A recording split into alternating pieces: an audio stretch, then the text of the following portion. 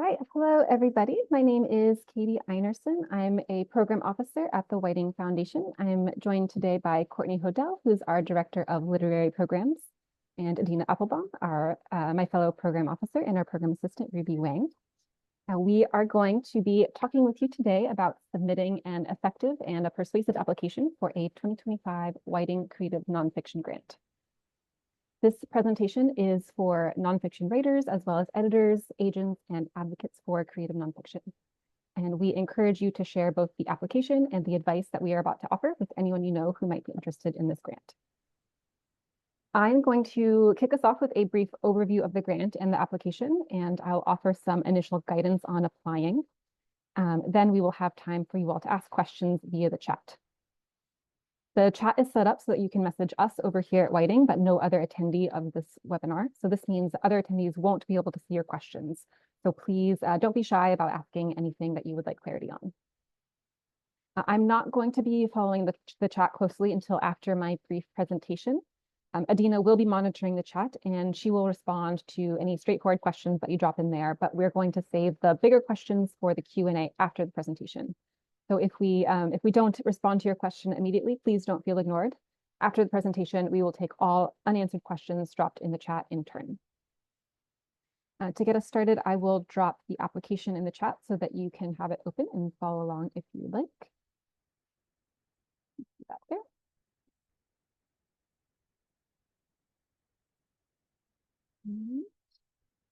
Here we go. Okay, so the Whiting Creative Nonfiction Grant supports multi-year book projects that require deep and focused research, thinking, and writing.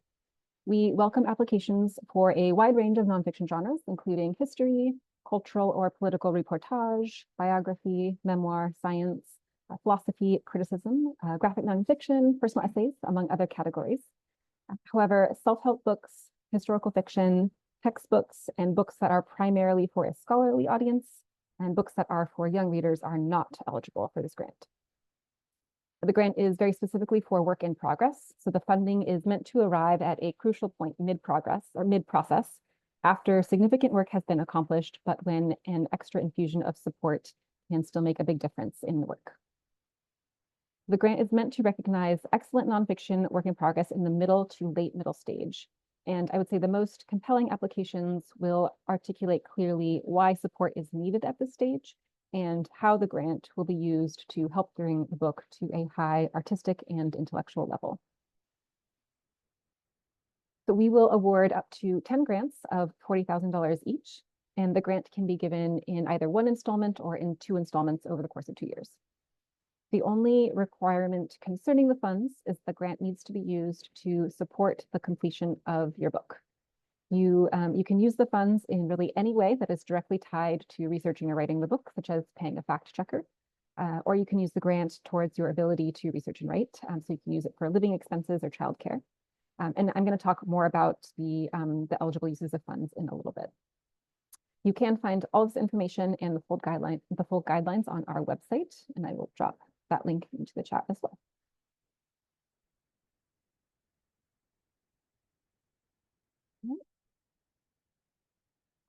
Okay, so the first set of questions you will see in the application are about eligibility, and you will need to respond to these questions before you can view the rest of the application. The first question is about a signed contract. So to be considered eligible for this grant, your book must be under contract with a publisher in Canada, the UK, or the US. If a book's contract is with a publisher in another country, but if the book will still be published in Canada, the UK, or the US by a branch of that publisher, the project would be considered eligible. And I'll add on the 3 eligible countries, we don't have quotas for Canada, UK, or the US. All applications from the 3 countries are considered equally. I want to emphasize that the contract requirement is very firm. We can't make any exceptions. And the contract, it needs to be fully executed and signed by all parties by the application deadline on April 23rd. Self-published books are not eligible. So even if you have a contract with a self-publishing company, if you are indeed self-publishing, your project is unfortunately not eligible for this grant.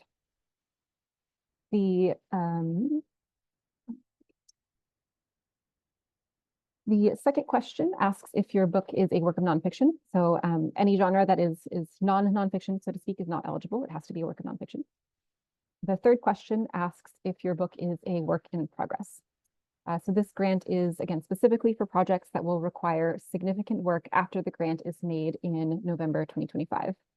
If your book will be fully written by the time the grant is awarded in November 2025, it's not eligible for the grant.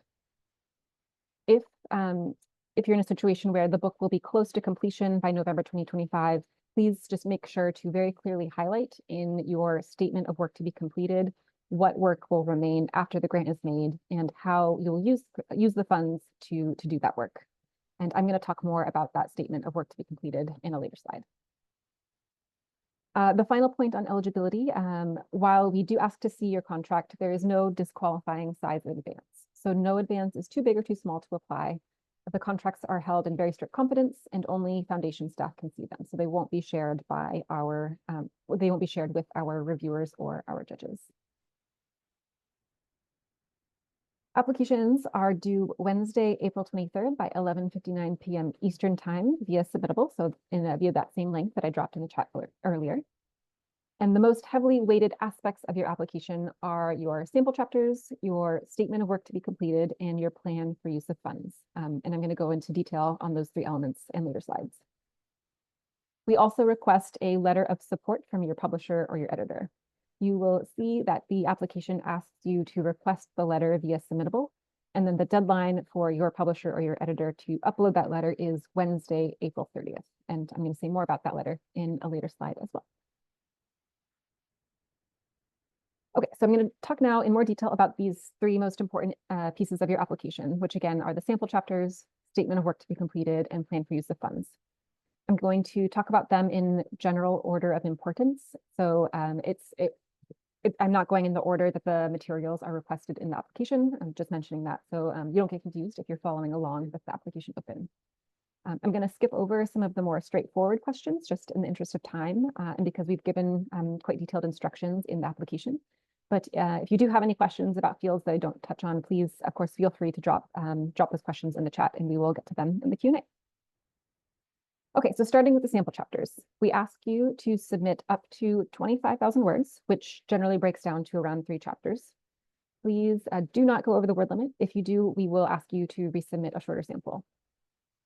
If you have footnotes, you don't need to include those in your word count. We really encourage you to submit chapters that showcase both the quality of your writing and of your research.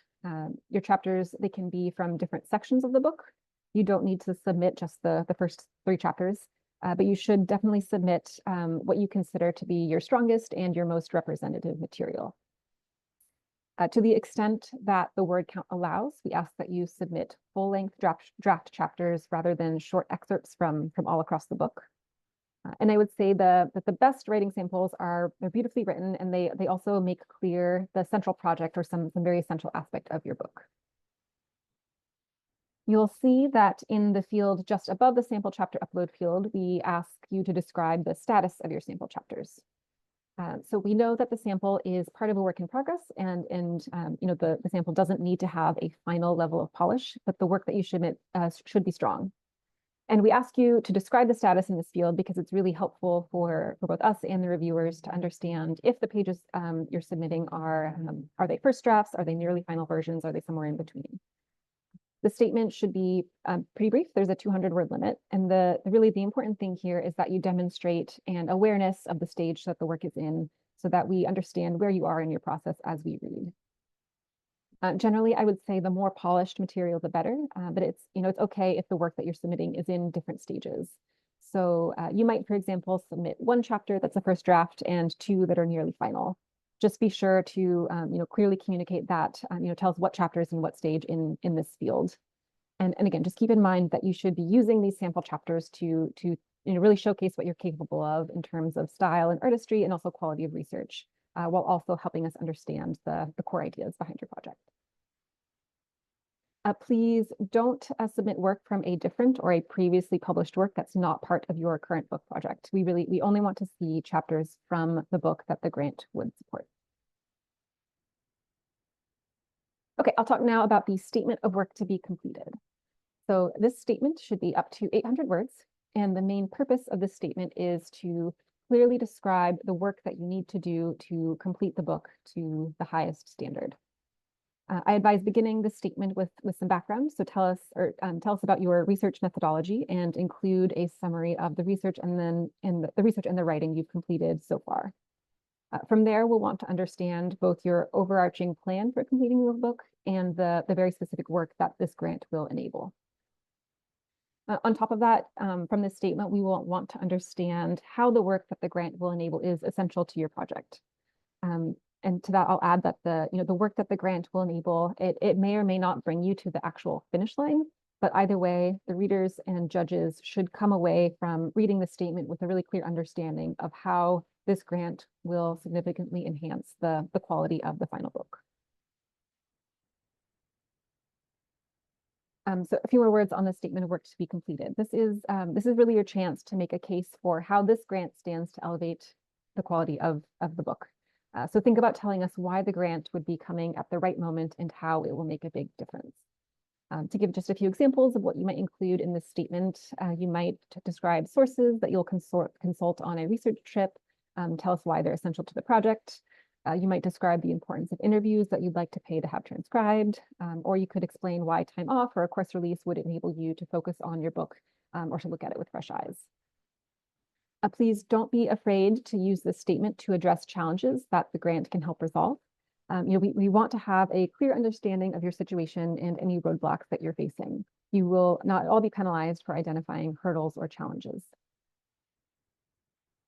If your book will be close to completion by November 2025, which again is when the grant will be made, it will be especially important that you highlight the research or the writing work that will remain after the grant is made and tell us how you will use the funds to do that work.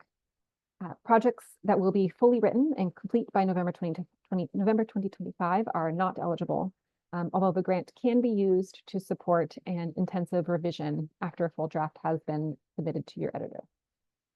So if you're in a situation where you will have delivered or you will be on the verge of delivering a full draft to your editor in November 2025, you may well be edging out of eligibility, and you would need to make a really, really compelling case for how the grant funds will be used. If you anticipate needing to make major revisions after you turn in your draft, please definitely make that clear in the statement. And you might also think about having your editor address this in their letter of support as well. Okay, now on to the plan for use of funds. So this plan should be up to 300 words, and it should outline the specific costs associated with writing your book that the $40,000 grant would cover. And it should also indicate when you expect to incur each cost. This plan can be in narrative form or in chart form, or can be a combination of the two, however you think it's best to present the information. And you can propose using the funds in any way that will help you research or write the book. So to cite just a few examples, you could use funds towards childcare, travel, to consult an expert in your subject, towards fact checking, really any cost that enables research or writing is eligible. We ask you to use numbers here wherever possible. Estimates are very fine. We know that it can be really challenging to estimate your cost of living. So if you're proposing using the grant to buy time to write, our advice is just to be as realistic as possible. Don't feel you need to justify your living expenses. Just make clear how having funds to pay for them will help you write the book. Uses of funds that are not eligible include post-publication costs, such as publicity, production costs, such as indexing, costs associated with legal reviews, permissions, retroactive costs or costs that will have already been incurred when the grant is made in November 2025.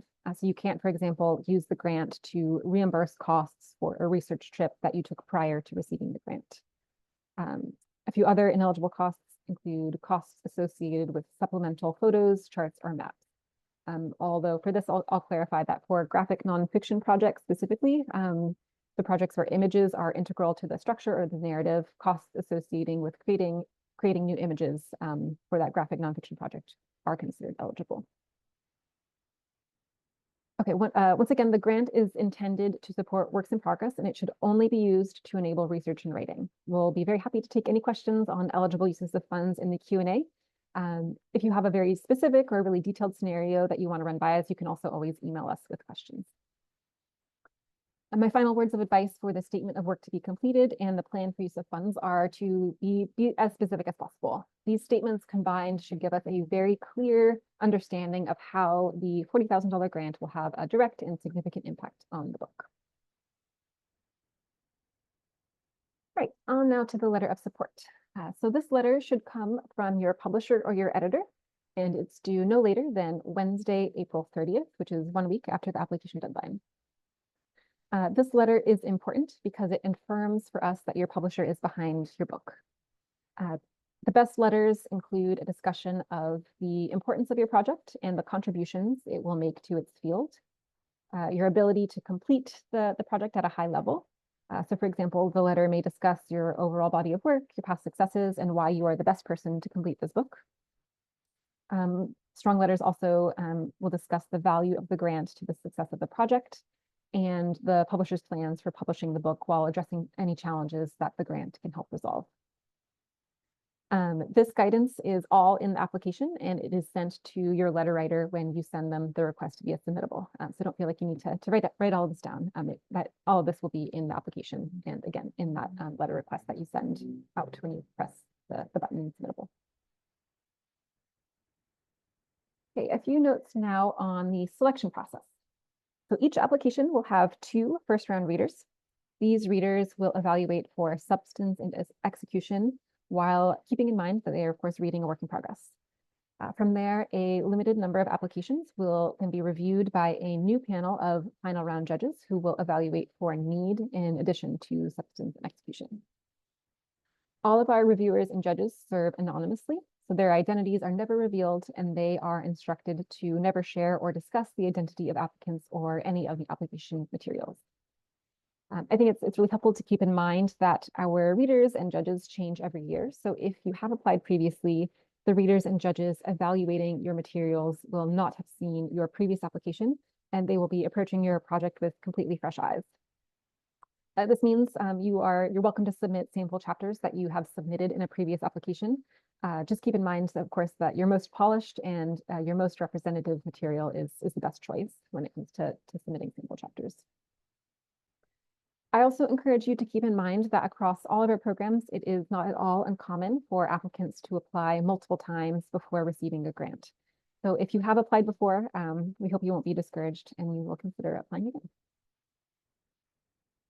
Okay, that is it for my presentation. We are going to turn now to the chat. The first question we always get is if we can share slides and video. And yes, I will email the slides and video to everyone who's registered for this info session. So that will be coming to you either later today or early tomorrow. Okay, I'm gonna stop sharing my screen so that I can see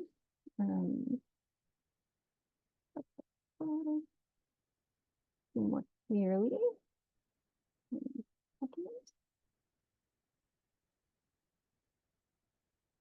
Okay. Hi, Dina, welcome back. Thank you, Katie. I'm ready to ask you some questions if you're ready to take them. I'm ready. Our first question is about adding footnotes within the sample chapters, and if it's possible to do that to indicate specifically where additional work from the grant would help the development of this book. Yeah, that's a great idea. You can definitely include commentary on pieces or ideas that you want to further research or develop in the sample chapters. Great. Our next question is about sensitivity readers. Are those an eligible expense? Yes, those are definitely eligible. Another question about eligible expenses for university faculty. Is it acceptable to use the funds to buy yourself out of your teaching obligation so you have time to write? Yep, that is an eligible use of funds. We've had grantees do that in the past. So yeah, just indicate in your plan for use of funds and your statement of work to be completed that that's what you would like to do, and include an estimate for what that would cost. And yeah, again, we highly encourage applicants to use this grant to really just buy time for themselves to write. So that would be a very appropriate use of funds. Great. We have a question. I suspect we may need some more information from this person, but Katie, I will let you rule on that. About if the grant can be used to support a collaborative translation of the book between the author and the translator. Courtney, I'm going to ask you if you have thoughts on that. Can you repeat the question, Adina? Yes, absolutely. The question is, can the grant be used to support a collaborative translation of the book between the author and the translator? I think we need a little bit more information on this one. So if you could email us directly with some more details, we can help you out. You can email nonfiction@whiting.org with that question. Okay, we have a question from someone who has a contract that says their initial manuscript should be submitted by the end of December 2025, but they're realizing that they're going to need to spend more time working on the book and are probably not going to make that deadline.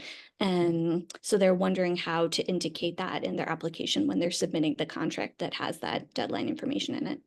Yeah, that's a great question. This is a situation that we see all the time. It's not at all uncommon to find yourself in a situation where you need more time to write your deeply researched book. So I would just indicate that in your statement of work to be completed, and tell us what your sort of original plan was, why you need more time to write the book, how you would use the funds to write a better version of the book with more time, more money. And you might suggest that your editor, when they submit their letter, address this situation and why the book needs more time than anticipated in that letter that they submit. And don't feel at all bashful about that. Again, I would say 80% of applicants for this grant are in that situation. So yeah, very, very common. That's a great point. Here's a question about the letter of support. If you have more than one publisher, is it possible to ask for letters from all of them? We only want one letter. If they want to co-write a letter, that would be fine. But there just isn't room in the application for multiple letters, and just for the sake of keeping the review process streamlined and the focus for our reviewers, in scope, we only have room for one letter. Here's a question from someone, question asker, we may need some more information from you about specifically would be helpful, but I'll just shout it out in case you have anything to add, Katie. Someone is asking, the instructions say to include the original proposal. Could you say more about that? Sure.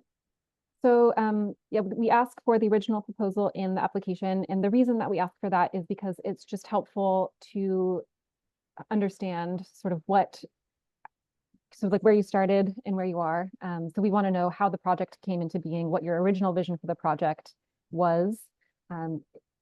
It's not at all uncommon if your vision has drastically changed, if you're even writing an almost completely different book than the one that you were signed up to write. It's just helpful to know what the kind of like the background and the context for where you are right now. If you don't have a proposal, that's not a problem, also not uncommon. In some cases you were signed up, you get a contract via just, like email correspondence. So you could either upload like an email that sort of illustrates how the project came to be signed, or you could, if you don't have that, you could also just upload a simple like a Word doc or a PDF that just explains you don't have a proposal because I have this relationship with my editor, XYZ. We just want to know what the process was that led you to have a contract and the degree to which your vision has changed since you signed. Yeah, and I'll just jump in to say that, there are spaces in the application where you can explain how the project has shifted and changed. And we're interested in that. It's not a problem. It's part of helping the reviewers understand the evolution of your thinking, how you're staying flexible, how you are continuing to learn and question your findings versus sticking rigidly to what you first thought your book was going to be. Mm-hmm. And I'll also just say that we instruct the reviewers and the judges to base their evaluations of your research and your writing on the sample chapters. So they won't be evaluating sample chapters that were included as part of your proposal. And in fact, we ask you to remove those so that we don't confuse or distract the reviewers. It really is just contextual information. That's great. And question asker, if you had a specific question about the proposal that we didn't address, just put it right back in the chat. I have a question from somebody who has 2 nonfiction books under contract and would like to know if they can submit 2 applications, one for each book. I don't think we've had that come up before. Courtney, what do you think about that? If they're very different projects, sure. Just alert us in a separate email that you're doing so we can track them. Great. Okay, here's another question about the proposal that I think we've already addressed, but I'm just going to raise it again to make sure we're getting everything. This person says their project has taken a very different direction from the original proposal. The original proposal does not reflect the current work, and their publisher is on board with this change. Yeah, again, that's totally fine. Just explain that briefly in your statement of work to be completed and ask your editor or editor/publisher to do the same. Here's a question about a graphic nonfiction project. Can the sample pages include both fully illustrated pages and the yet to be illustrated script? That's fine. And I would use the status of sample chapters field to explain that, just so that we understand what we're looking at and have a sense of, especially for the pages that don't have illustration yet. We'll just tell us, what your vision is once they are your vision for the completed version. We have a question if we can share any examples of successful applications. We don't have, we can't share those. All application materials are confidential, so we unfortunately can't share those with prospective applicants. Here's a question about tables or grids. Can I include one in my sample chapters if I think it will help with showing what might be needed, what need might help fact checking for the research that needs to be completed? I think I'm not reading that correctly, but I think you're getting it. Can you use a table to show where the fact checking is needed, basically? In the sample chapters. In the sample chapters is what this person is asking. I'm having a little trouble visualizing what that would look like. I think as long as you're clearly explaining a need in the document, that would be fine. I wonder if the footnote question we had earlier might be a better solution here. If you want to indicate within the text where specifically funds from the grant would be useful, that might be just a clearer way for our readers to get a picture while not distracting from the sample work that they're engaging with. That's a great suggestion. But if I misunderstood your question asker, please just let me know. Okay, for a graphic memoir, how many sample pages should be submitted?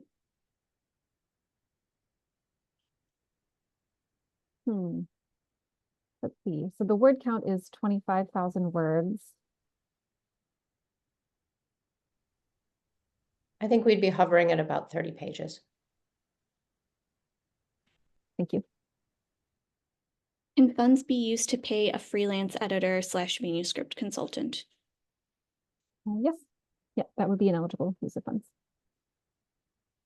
How many applications do we get every year? That's a good question. We usually get around 250-ish. But yeah, has been about the average in the past 3 years. Are books written for general readers but contracted for publication by university presses less competitive than books contracted by trade presses? Great question, and absolutely not. We love getting applications from university presses. We've made grants to writers that are published by university presses, and there's no hierarchy or disadvantage to working with university press. So you mentioned that 25,000 is the upper limit for the writing sample. Is there a minimum length word count for the writing sample? There is no minimum word count, but I would say if you are, under 10,000 words or so, it's it's hard for me to imagine that your application would be competitive. There just needs to be enough there for the reviewers to really sink into assess. So it's not that you wouldn't be eligible, it's just that your application probably wouldn't be very strong. And if you only have 10,000 words that are ready, then it's highly likely that you'll still be eligible the next year and that you would be able to put forward a stronger application then. That's a great point. Okay, I think we've addressed this, but I'm just going to ask it again to make sure everybody knows, are books under contract with academic presses eligible? Yeah, send us your books under contract with academic presses. Okay, here's a question about budget. Is there a common ratio of the successful budget? For example, broken down between buying yourself out of teaching, paying yourself for time to research and write, travel costs, childcare, and living expenses? There isn't a magic ratio that will lead you to success. It really is about just making a strong case. So it's not about the sort of proportions for different elements of your budget. It's really just about clearly communicating and in a convincing way that being able to do this with this money will help me write this book or bring this book to the next level. So it's really about the narrative that you're telling, not the way that you are sort of slicing the numbers. Yeah, and I think you may have mentioned this already because it's advice that we often give, but just being as specific as possible in the budget, knowing that things are estimates and things can change, but as specific as you can be is helpful. Here's a question from someone who says their publishers are keen that their book is commercial, but it is also deeply / widely researched. Is that an issue? No, that's not an issue. Okay, I'm just going down the list of questions. Here's another question about the proposal. This person's proposal was brief, pitched by an agent. They're worried that is considered negative. Yeah, if you could address, there's a second part to this question. I think the short answer is no, it's not negative. We understand that proposals take many forms. If you would add anything to that, Katie. No, yeah, again, it really is just sort of background contextual information for us to understand where you are in the project right now. Okay, great. And this person's second question is that at one point they considered writing the project through a fictional lens and then realized it needed to be creative nonfiction. Is that information they should share in their application? It would be interesting to note in the statement of work to be completed where you're discussing the way that the project has evolved, and I mentioned in the presentation that we encourage you to start with a brief summary of the research and the work that you've done so far. So you might just touch on sort of your process for realizing that this needs to be nonfiction. I wouldn't dwell on that, but you might, yeah, just like briefly note that for us as context. Is there a font that we prefer for sample chapters? Great question. There's no specific font that we require that you use. It's just something legible. I don't know. Do you have a favorite font, Adina? I don't have a favorite font. I think I often defer to Times New Roman, which I know is boring, but we accept boring font choices at Whiting, clearly. You won't be dinged for But that. stay away from Courier, which gobbles up enormous amounts of space. That's good tip. I like Calibri. I think that one's my favorite, but again, the reviewers and the judges will be making the decisions, so our preferences will not have any sway. Okay, we have another question about graphic nonfiction. If the word count limit applies for graphic nonfiction as well. That's a great question. We should work this into the guidance in the future application. And Courtney, I think, said around 30 pages would be the general equivalent to the 25,000 words. And if those 30 pages have more than 25,000 words, which seems unlikely in graphic nonfiction, but yeah, I think I wouldn't go over 25,000 words even in a graphic nonfiction scenario. I would stay under that word count. Great. Is there an expectation to have a heavily research-based manuscript as opposed to memoir?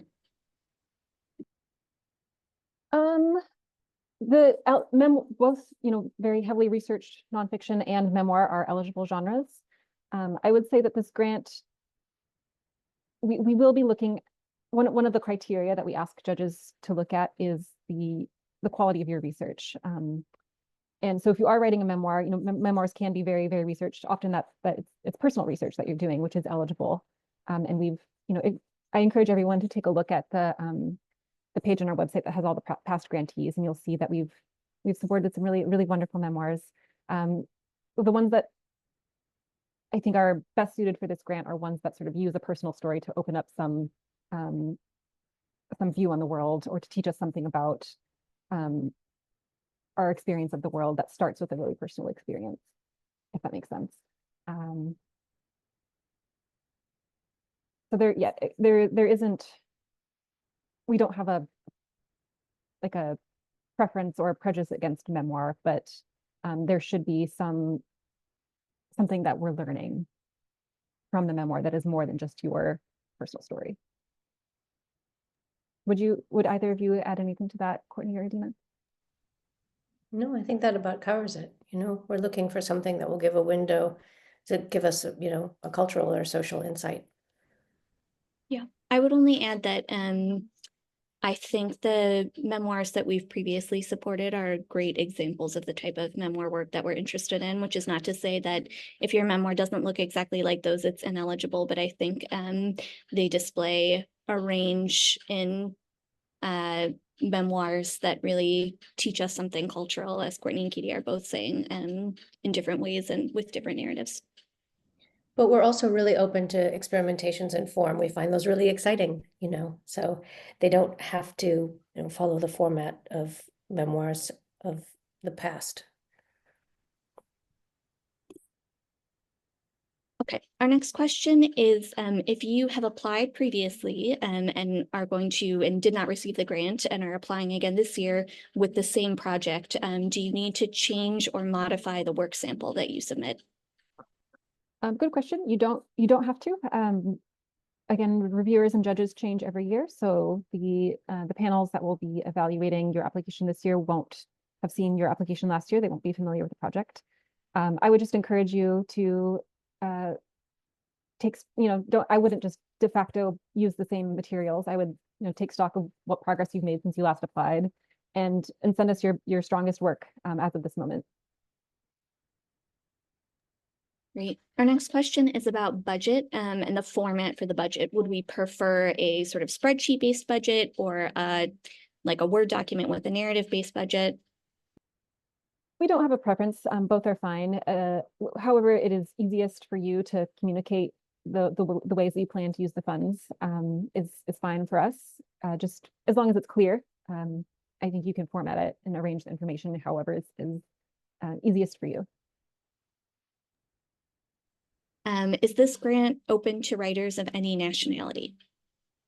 Yep, there's no citizenship or nationality requirement. The eligibility requirement is only that your book has to be published by one of the three eligible countries, Canada, the UK, or the US, but you don't have to be a resident or a citizen of those countries. Does broad cultural relevance or interest to a wide range of readers make a proposal or an application more eligible? It doesn't make it more eligible. I think projects that tend to be competitive have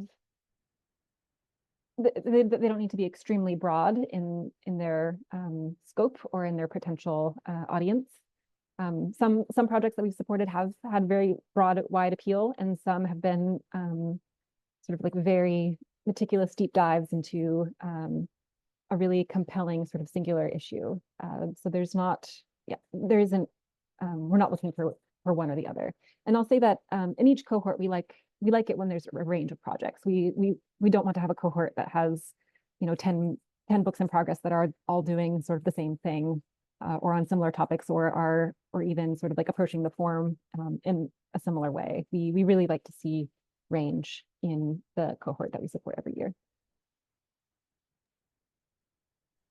Okay. But when you are, in your sort of statement about your project, I would make the case for whatever contribution to the culture the book will be making. Here's a question about the sample chapters. The questioner is asking if projects that have more polished sample chapters are reviewed more favorably than those where the work is in an earlier draft stage. And is it advisable to submit a polished chapter plus a draft chapter? Or should you be submitting your most polished work? Yeah, that's a good question. And there is a little bit of strategy into choosing what material you're submitting. I would say, if you have work that feels polished, definitely include a good chunk of that, because you want to show off. You want, sort of like show us what you're capable of, and sort of demonstrate the level that you can write to. We want to be impressed and dazzled by your really, really strong prose. That said, if there's a section of the book that is in a rougher state that you think is really sort of gets at the heart of the idea of the book, or the sort of if there's a section that is really central to your sort of like your thesis or your organizing concept that is at a rougher stage, but that is, it's like exciting in terms of suggesting the plan or the structure of the book. Mm-hmm. Great to include that as well. And I think it's not bad to include sort of both, to give us a sense of sort of like, this is what early stage looks like for you, but this is what you're capable of getting to if given the time and resources. Mm-hmm. Yeah, I think that's great advice. And I think I'll just add, if it's okay, something you've already said, which is that, we're telling the readers and the judges are very aware that this is a grant for work in progress. So I think if you can give context, and especially if you have more polished work that shows, as Katie is saying, what you're working to, they understand that the sample chapters that you're submitting may take new forms and will become more polished over time.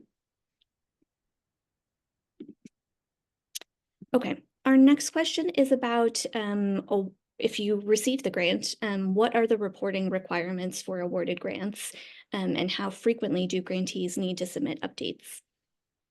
Good question. It's pretty light reporting. After your book is published, we will send you a questionnaire about 6 months after your publication date. And we will ask you to tell us how you use the funds, and we'll ask for feedback on your experience as a grantee. And yeah, I think we'll just want to hear about what your experience of writing the book was like, because it's just helpful for us to have an intimate understanding of what the process of completing a really deeply researched work of nonfiction is like. So we want to hear from you about that. But you don't need to send like interim reports or submit sort of like expenses as you're spending the funds or anything like that. We'll just ask for a brief report on how you use the funds 6 months after you publish the book. Great. Okay. Here's a quick one that I think I can ask and answer rapid fire.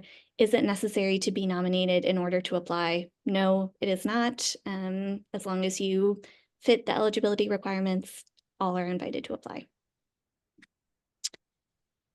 If somebody is having problems with submittable, what's the best way for them to address that? Yeah, Submittable's tech support is pretty good, so you can try them, but you can also email us at nonfiction@whiting.org. And we, everyone has, Submittable will cause some trouble. Don't be alarmed. We will help you get through it, and we will come to a solution if there's something that's buggy or sticky. Okay, I think this sort of falls under a question we were already asked about sample applications, but I'll just ask again in case you have any more advice you want to share, Katie. This person is asking specifically, can we have specific examples and details of what successful grant applications have submitted from their book drafts? Yeah, again, we can't share application materials from past grantees, but do look at the website that has all of the past grantees since the grant was established in 2016, and you'll see there are excerpts of their work, and those excerpts are taken from the draft material. So that and we do a little bit of like editing to get them ready for the website and the chalk book that we publish that has excerpts from the grantees for each cohort. So I encourage you to look at that, but we can't share application materials, unfortunately. That's a great note about the website, though. I will say that the application, this hour-long info session notwithstanding, is pretty straightforward. And we want it to be straightforward for you. We don't want you to be, agonizing over the exact right tone. Just be yourself. We want to hear your voice in the way you describe your project.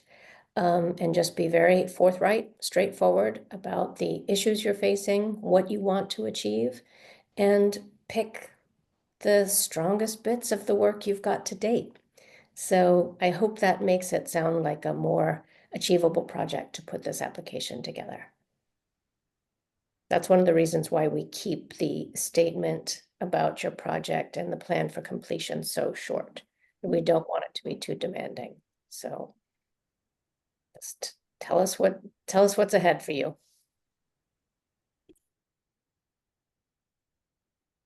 Okay, we have a question from someone who's wondering if we could share more information about our definition of creative nonfiction, and sort of why we use that term rather than just straight up nonfiction. This person is wondering particularly as it pertains to biography. And also, as part of that answer, they're wondering how our definition of creative nonfiction impacts the way reviewers and judges think about the grant. Yeah, that's a great question. I will respond, but Adina and Courtney, I'm sure you will have more to add on. But I will start by saying that I think we understand creative nonfiction as work that is, concerned with teaching us about the world or telling us, telling us how to look at something old in a new way, or it's instructive in some way or another. But it's also, very much concerned with matters of style, like the way that the story or the information is presented is a concern of the project, and it's the project is it's doing something in the way it's written, in addition to what the information that it is sort of revealing or passing on. I'll pause there. And I'll just jump in and add on to that. That's exactly right. But it's just the context for why we think about this grant in this way. It's because we want to support books that will last. And we believe that books that are written with sort of beauty and elegance are the ones that stay with us and still have things to reveal to us over time. And they're more likely to convey their essence to readers than books that are strictly dominated by the desire to share factual information. So it's not just what you're saying, but how you're saying it. And the reason for that is we want your book to be before readers' eyes for a very long time. And that's what the grant is set up to help support. Yeah, and I mean, in regards to biography specifically, I think, you don't, we, as Courtney said, we're very excited about new and innovative forms, but also you don't have to come up with a whole new form if you want to have what, relatively straightforward biography. I think that is fine and exciting in its own way, but it should be beautifully written, and you should be thinking about writing the story in a way that best serves this biography that you want to put forward. And Katie, is there anything you want to add in terms of how our thinking of creative nonfiction, how we translate that to our readers and judges? Oh yeah, sorry, I forgot that part of the question. This is when we engage panels, sometimes they ask us this exact same question. How do we define creative nonfiction? And we essentially answer it in the exact same way. So we, this sort of shared definition that we have, we communicate that to the reviewers. Yeah, and I think we're instructing them to look for the things we've talked about now, both, compelling projects, depth of research or thinking, and also attention to craft in whatever way that best serves the project. Yeah, yeah. The in submittable, there's a an evaluation form that the reviewers and judges are using to guide their their their reading of the project. And like you were just saying, there's a question that's specifically about like the literary quality. Like, does it have style? Is it beautifully written? Is it does it have flow? That sort of thing. And we also ask about cultural contribution. And we specify that it could be, the cultural contribution could be that it is like revealing new information that helps us see an issue or some corner of the world in a new way. But the contribution could be the way that the book is written. It could be that you are playing with a new form, or like subverting a genre in a way that's really exciting, interesting. So you could be making a literary contribution. Mm. And that might be like one of the reasons that your project really stands out. That's a great point. We're getting to the end of our question list. I have one more to ask you, Katie, but I'm just bringing that up to say if you have a burning question that you've been waiting to send, now is the time. Although, of course, we're available by email too, and there will be a second info session. But Katie, does receiving other grants or fellowships for the project help or hurt an application? That's a good question. Yes, you'll see one of the questions in the application is what other support you have received. I would say it doesn't help or hurt. It, like the project proposal, it's just contextual. We want to know, so, and I think I said in the presentation that this grant, we don't have to sort of be able to see that this $40,000 will help you reach the finish line, but we want to see that it will help make a very significant contribution. So it's helpful for us to know if you're getting the support from this other organization that will help you do this particular piece of the work. We just want to know how the puzzle is fitting together and how this grant would fit into the larger scope for your plan for finishing the project. If you're not getting other support, that doesn't put you at a disadvantage by any means. We just want to understand, this opportunity, it's a grant to complete a project, and we want to understand how this money is, again, like I just said, fitting into the larger plan. I think you've essentially done this in your last answer, but someone's wondering if we can outline the reviewer rubric. That's a good question. I don't have it handy right now, but I can pull it up very quickly. 1 second. Okay, I can answer another question while you're pulling that up, Katie. Someone wants to know if we provide feedback on individual applications prior to their final submission. Unfortunately, we just don't. We're a small staff. You're seeing almost all of us here on the Zoom. We don't have the capacity to do that. So we're not able to do that at this time. Okay, so yeah, the questions that we ask our reviewers to evaluate are, how compelling is the book's central concept? How well designed and executed is the research? Does the project have literary merit?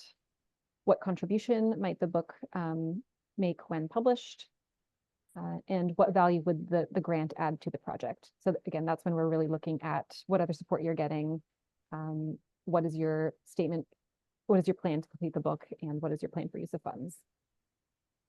And then finally, there's like the overall questions. How strongly do you think that this project is deserving of a grant? I think we may have come to the end of our questions. Wow. Wonderful. Thank you all so much. These were really thoughtful, good questions. And we are very, very happy that you asked them. We are having another info session coming up on, oh, goodness, it's in March, about a month from now. Let me just look up when it is really quick. It is on Thursday, March 6th at 1 p.m. Eastern time. So you're welcome to come again. It will be much the same, so don't feel like you have to. And again, we will share the recording and the slides with everyone who registered for the webinar. So that will be coming to you soon. And if you have other questions or have follow-up, email us at nonfiction@whiting.org. I'll drop that in the chat one more time. And we look forward to reading your material and learning about your projects. This is exciting for us. Yeah, very much so. All right, thank you all.